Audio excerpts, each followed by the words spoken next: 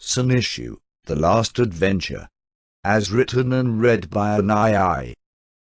In the city of Quickville, Mary Lee Walsh attacked the shopping mall with her forces of jerk-ops.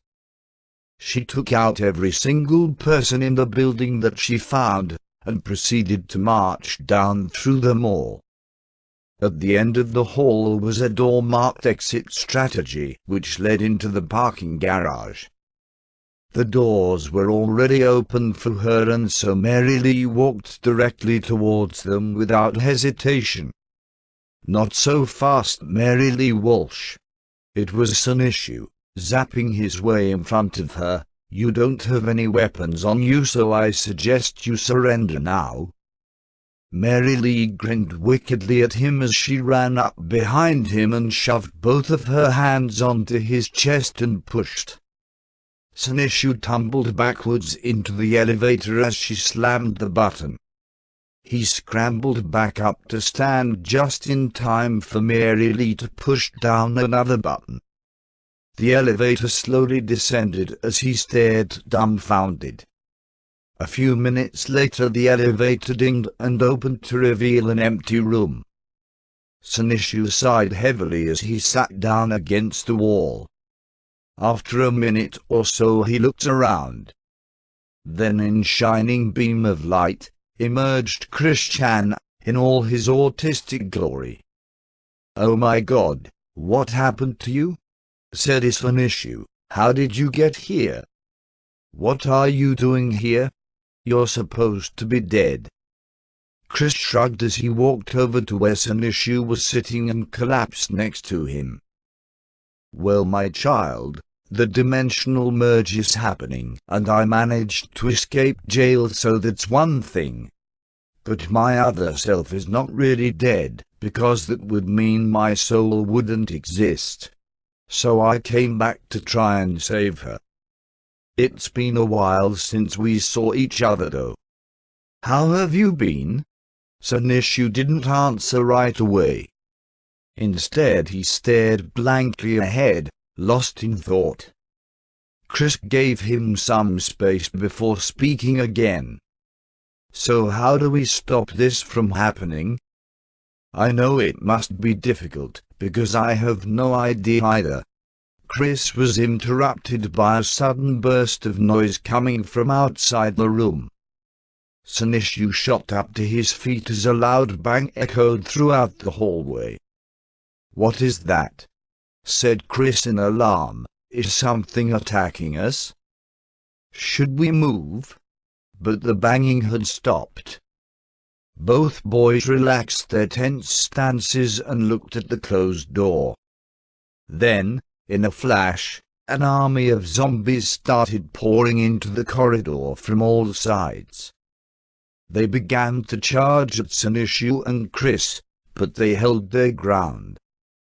Chris stood with his hands raised ready to summon fire if need be, but Sonichu seemed hesitant. Chris could tell that this wasn't the first zombie apocalypse that Sonichu had seen, and had no desire for him to lose any more friends than he already had. Chris put a hand on his shoulder. "Don't worry, just stay close." Chris smiled encouragingly, and Sonichu nodded. Together they ran toward the main entrance to meet the hordes of zombies. Suddenly Sonichu froze. Chris turned to look at him questioningly as his head slowly turned to face the other direction. Chris followed his gaze and froze as well. There, standing before him and holding up a shield, was the most beautiful woman Chris had ever seen. It was Crystal Chandler, his daughter's sister alternate self. His daughter, who he knew only vaguely and never wanted to see again after being stuck in a mirror universe for nearly 20 years. "Crystal!" yelled Chris as he launched himself forward. Crystal barely dodged Chris' attack and tried to dodge out of the way, but she couldn't dodge fast enough. A loud scream echoed throughout the hall. Both Chris and Crystal turned to see a small body on the ground. clearly in a lot of pain. A flash of bright green light blinded both Chris and Crystal for several moments, leaving them temporarily blind when they regained consciousness.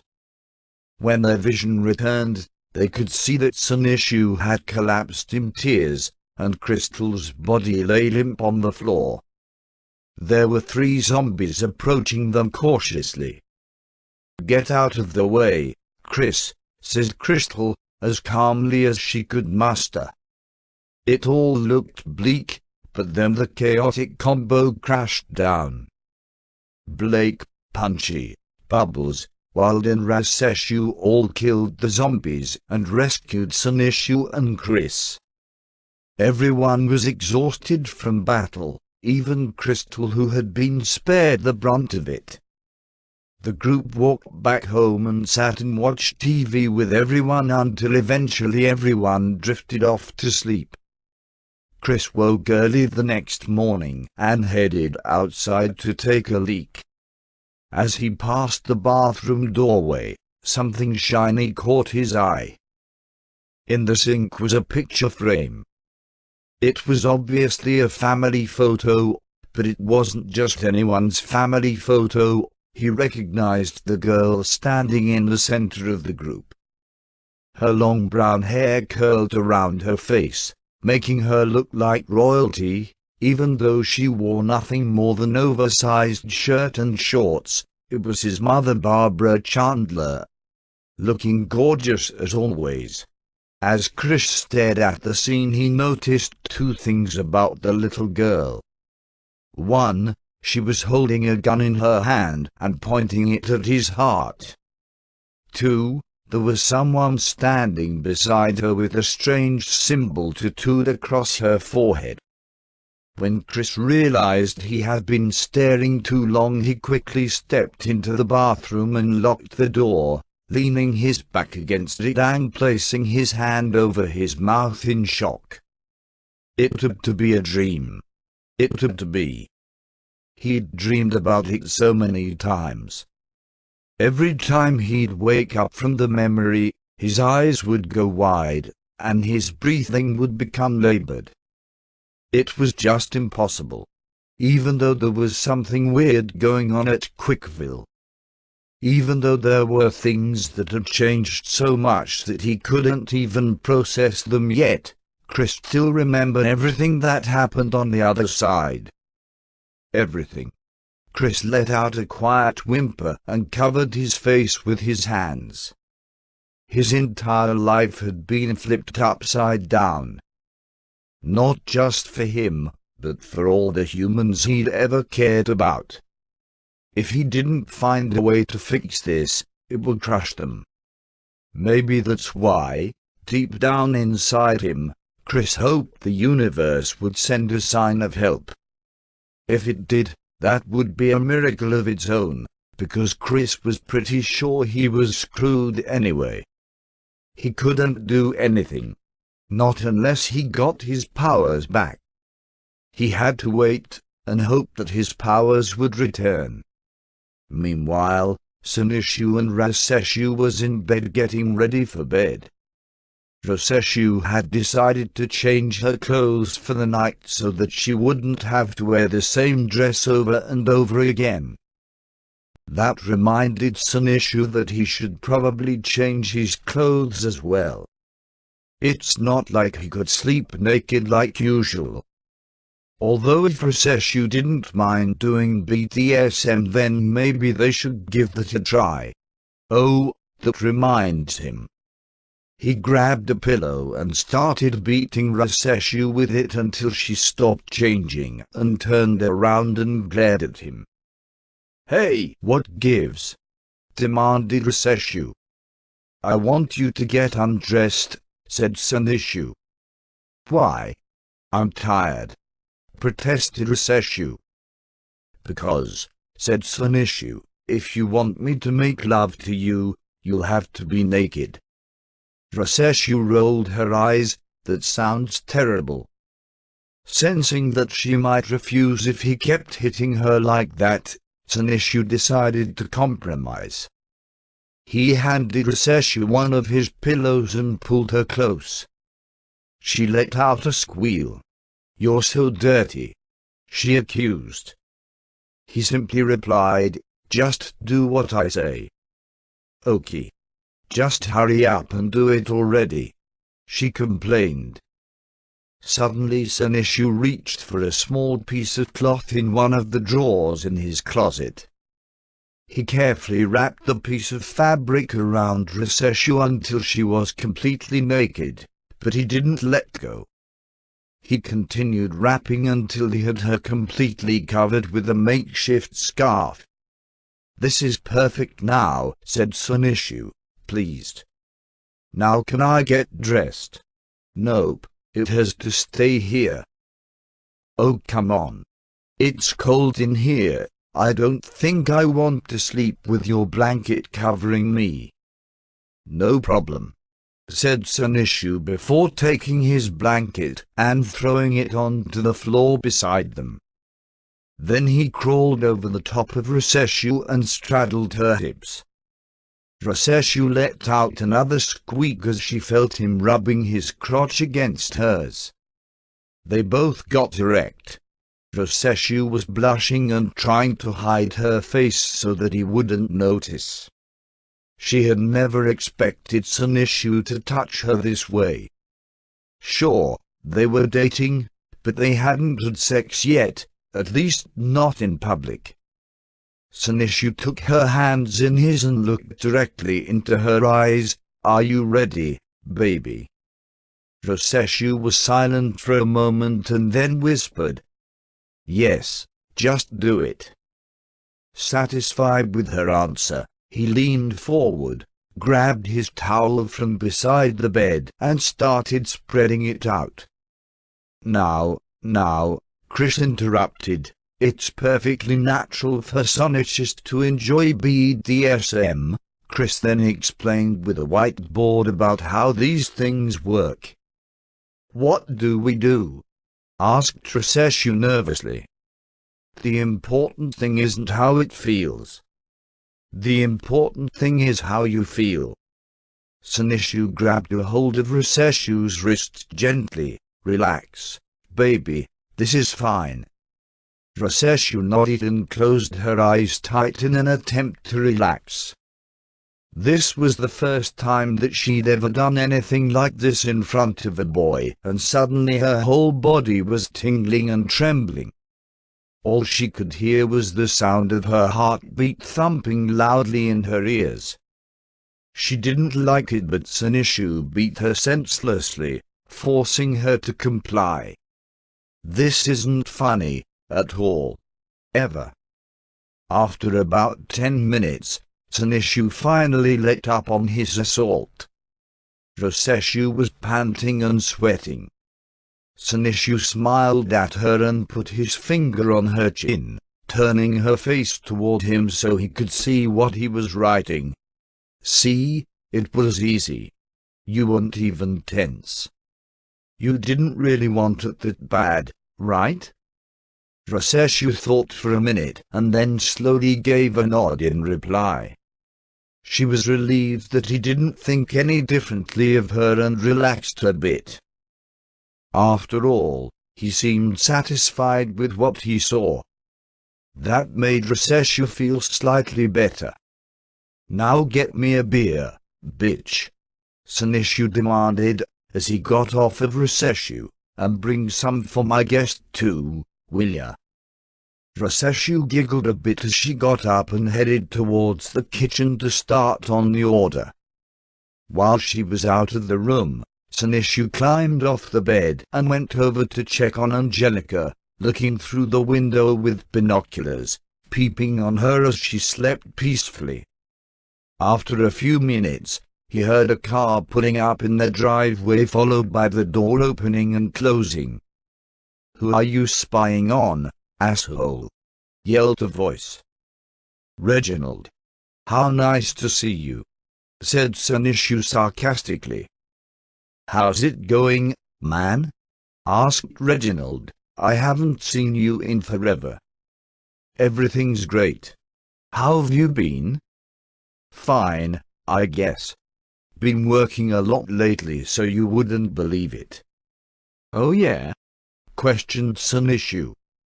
Yeah, answered Reginald before giving another loud sigh, but hey, no biggie. Things aren't too busy at home right now, so we have enough time to catch up. So how's everything at the office? What's happening at Quickville? Well, began Sonichu. Before he could finish his sentence, Sonichu walked into the bedroom carrying a tray full of beer bottles and snacks, putting them on the floor between them. Here are your drinks and snacks, she said cheerily before grabbing a bottle and taking a sip. What the fuck are you doing here, woman? Why do you make me hit you?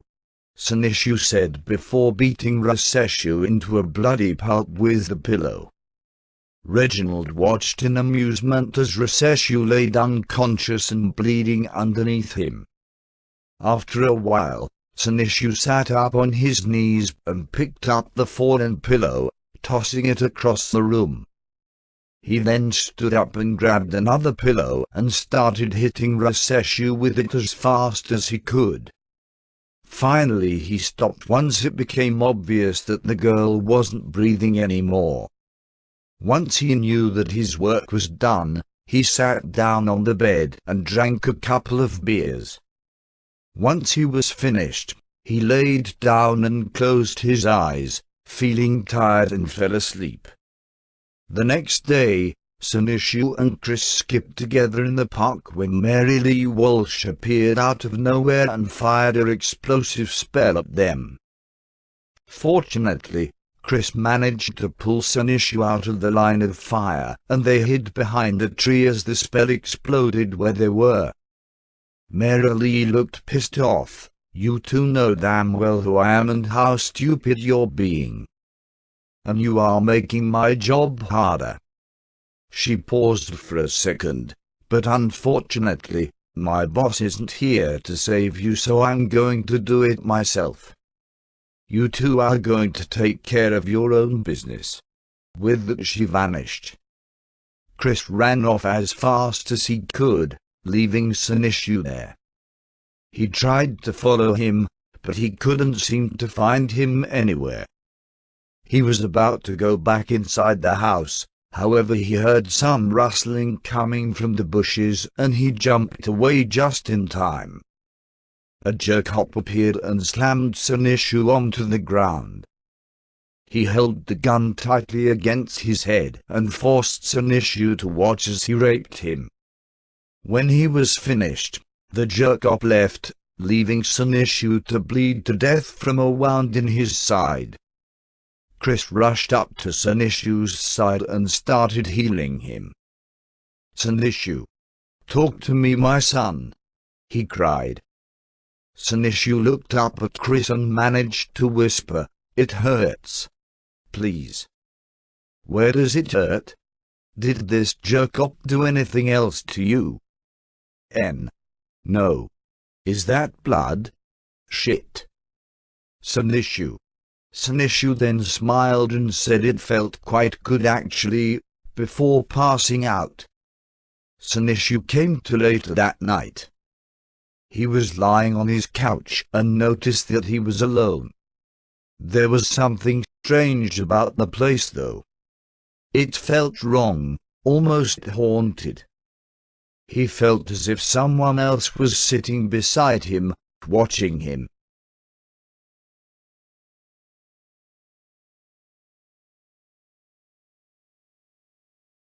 As soon as he moved to sit up, someone covered his mouth. Don't move or anyone else will die. That voice. It sounded familiar. Sonichu struggled against the person holding him in place. Let me go. Suddenly his vision grew dark. Someone was dragging him around. He opened his eyes and was immediately met with the sight of the bathroom. His throat constricted as he tried his hardest to breathe normally. You need to drink some water, urged one of the people holding him. Sonichu gulped hard as he lifted himself up. What happened? Who are you? Where am I? His voice trembled a little as fear flooded his system. Suddenly the person standing over him slapped him hard across the face. "Hey!" he exclaimed angrily. The person pulled up the sleeve of his jacket to reveal his gator-toothed arm. "My name is Sonichu," he said, smiling evilly. "I'm going to give you some information and then, after I've taken care of you, someone else who works for my boss will come to visit and I'll kill her." Sonichu started to sob uncontrollably. Why would you do that? Let me go. Stop it, please. I can't handle this. Sonichu continued smiling menacingly and leaned close to him. I don't care. You deserve to pay the price for what you did. I lost everything, the respect from father, my home and my way of life. If you cooperate with what I tell you today you might still live, so shut up and listen. He reached down and pressed the barrel of the gun against Sonichu's temple. We know exactly what's going on with your wife, he said, smirking cruelly. You're abusing her every night and claiming to be the hero of Quickville. What a joke. Please don't do this. Don't do this, pleaded Sonichu, tears falling from his face. Tell us about the prophecy or else. Sonichu pressed the barrel deeper into his skull until Sonichu's skin broke apart. Then he took out a syringe, stabbed it deeply into his neck, and injected him with the drug. Sonichu screamed in pain as he collapsed on the floor and passed out. You idiot Batesiuk. We need him conscious, yelled Mary Lee Walsh, appearing in the doorway. Take care of him until I can get him back to the motel. Chris was busy masturbating before he was informed of Sonichu's kidnapping. By the time he was finished he realized what must have happened. Damn it! That bastard shot him with the tranquilizer dart and then abducted him. When I went to grab ice cream, he shouted furiously. There's nothing we can do, Chris. The last thing I want to see are you in handcuffs again. Let's just hope that Sonichu comes back alive. We can discuss all of this in more detail later, okay? Now let's focus on getting rid of this bastard. Blake said, being edgy as usual. We can deal with this later. When Sonichu woke up it was only to be greeted by a cold metal door and a pair of handcuffs caging him to the wall. His whole body ached, as he realized how sore his muscles were. Wakey, wakey, you yellow rat. Mary teased, grinning evilly. You won't be able to run away anymore. In fact, I have a special little surprise waiting for you. What are you talking about? Sonichu asked, confused. Well, you may not realize this yet, but I'm kind of fond of my pets and this guy's been my favorite toy for years now.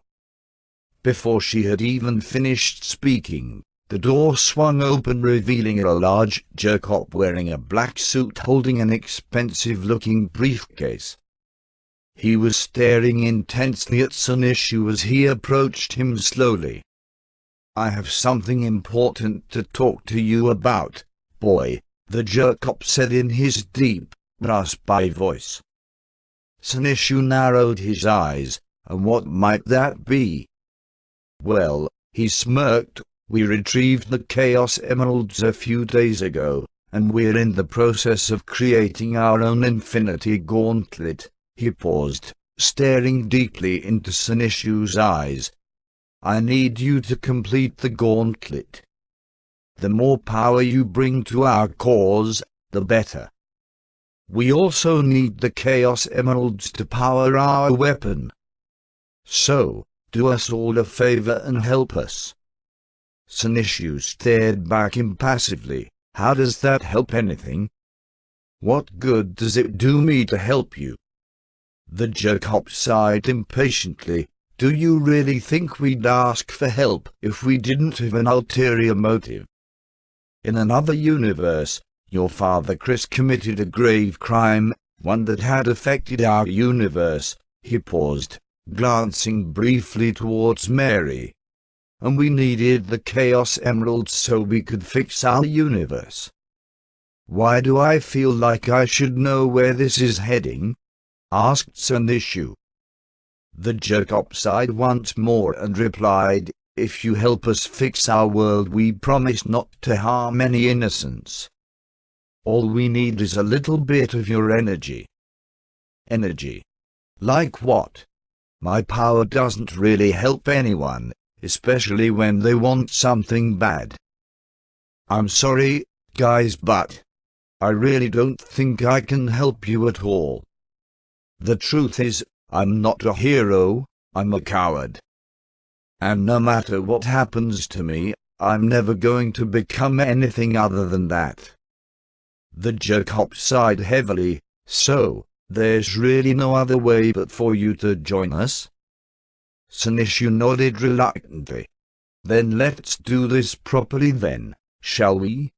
The jerk said as he pulled out a mobile phone. "If you won't help us, maybe your retarded friends can." He chuckled maliciously. A few hours passed by and the Chin-Chan Sonichu, Wild, Blake, Bubbles and Angelica sapped all the way to where Sonic was being held. They arrived outside of a warehouse and they found that the warehouse was empty. "Is he here?" asked Wild anxiously. Bubbles shook her head. They looked inside the warehouse and saw that it was completely empty. "Where'd he go?" said Wild. Bubbles shrugged her shoulders helplessly. "Maybe he decided to try to save himself instead." "No way," growled Blake angrily. "After everything that's gone wrong between us, he wouldn't just walk away like that." Blake was right, however. He knew Sonichu, and knew that he wasn't one to walk away from a fight. Angelica frowned. What could have happened to him though?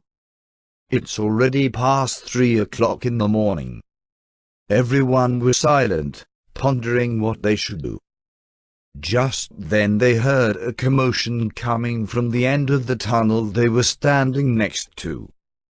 As they turned around they saw two figures racing towards them. A moment later, they made it clear that they were in fact human. "Thank you all for setting off our trap." The jerk-up clapped as beams of energy sapped the chaotic combo. "Shit! Shit! Shit!" cursed Bubbles anxiously. "We have to stop this." "It's too late. There's nobody here. We have to go back," said Blake worriedly. Chris-Chan Sonichu was able to hold off the attack, but he witnessed as the beams drained Blake, Bubbles, Wild and Angelica. He could still hear their screams. Suddenly they stopped and they all turned to dust. "Now come along, children," laughed the jerk-op. "It's time to fulfill our destiny." Chris-Chan was human again, but lay unconscious on the ground. All his friends were dead. He opened his eyes slowly, groaning in pain and fear. "Dad." Sonichu tried to get up to hug his father but fell back to the floor. "Don't move. You're hurt very badly," laughed the man who called himself Lucifer. "Who the hell are you?" Sonichu asked, struggling against his bonds, trying his best not to move so much that it would aggravate his injuries. Lucifer smiled and waved. "Why don't we sit down and talk, Mr. Sonichu?" If I remember correctly, you told me your name before, correct? You must be confused about why I am here. After all, we met quite a few times before. Well, I'm here because I was sent by Father to take you home with me to face your judgment. Sonichu remained silent, unable to believe his ears. That's enough, shouted a familiar voice in the shadows.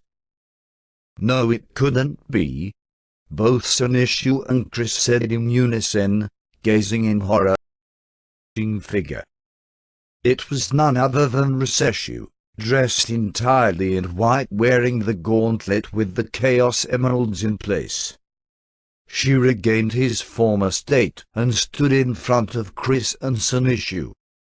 Sonichu, screamed Chris, tears flowing down his cheeks. Are you really doing this? How could you betray us, our family?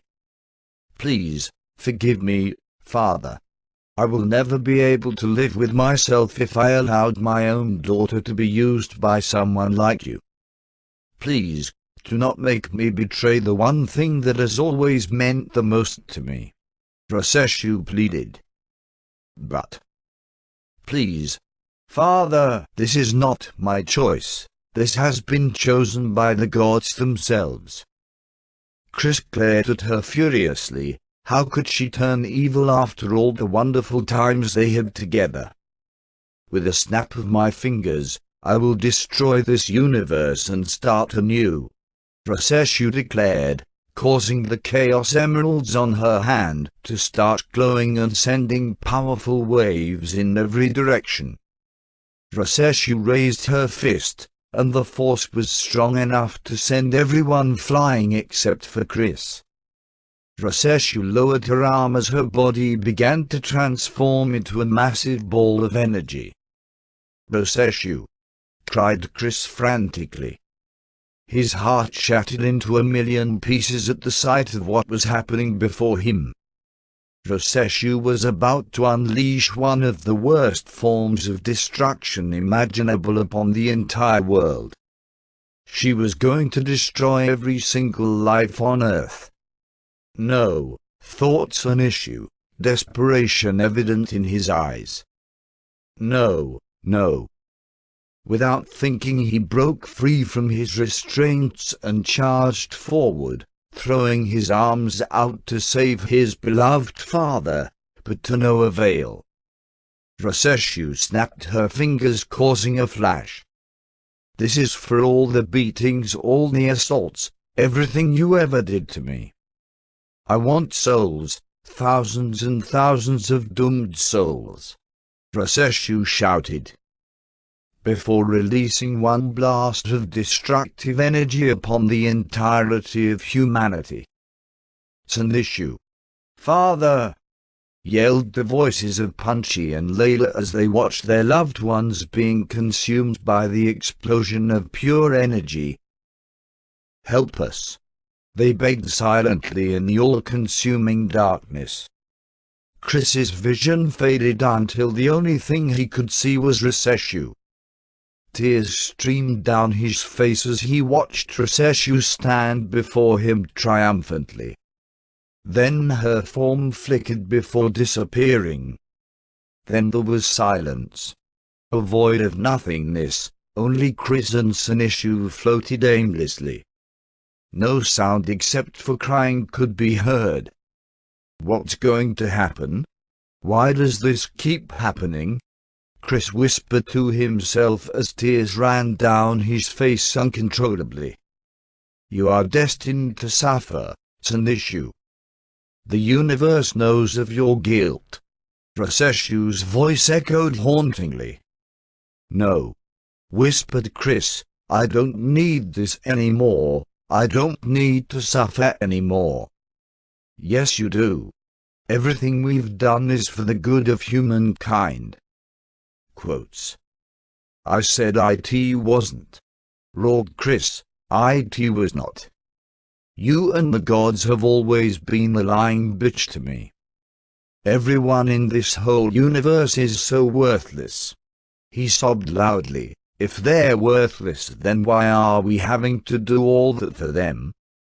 We don't need their love or their company. We already have our own love and courage and justice, so why can't we just learn to grow a nerve? You are destined to feel this pain forever.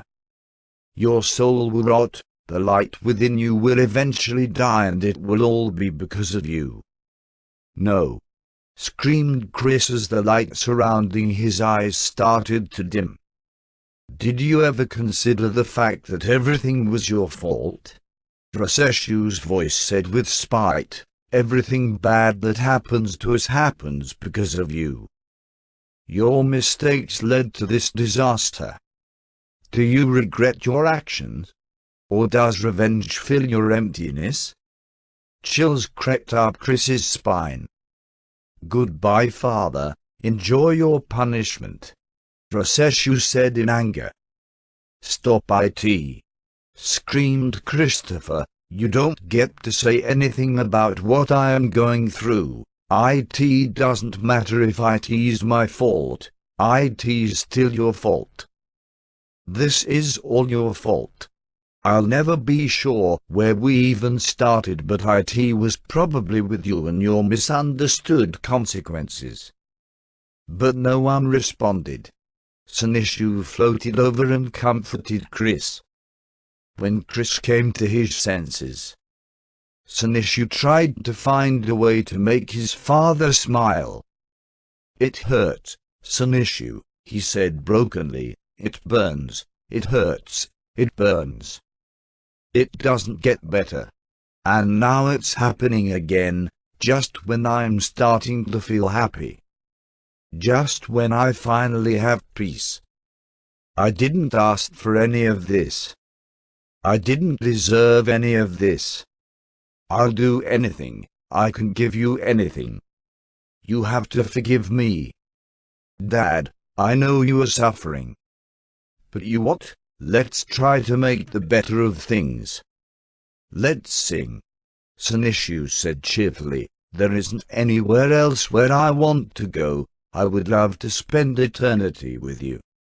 Chris closed his eyes and held Sonichu tightly to him.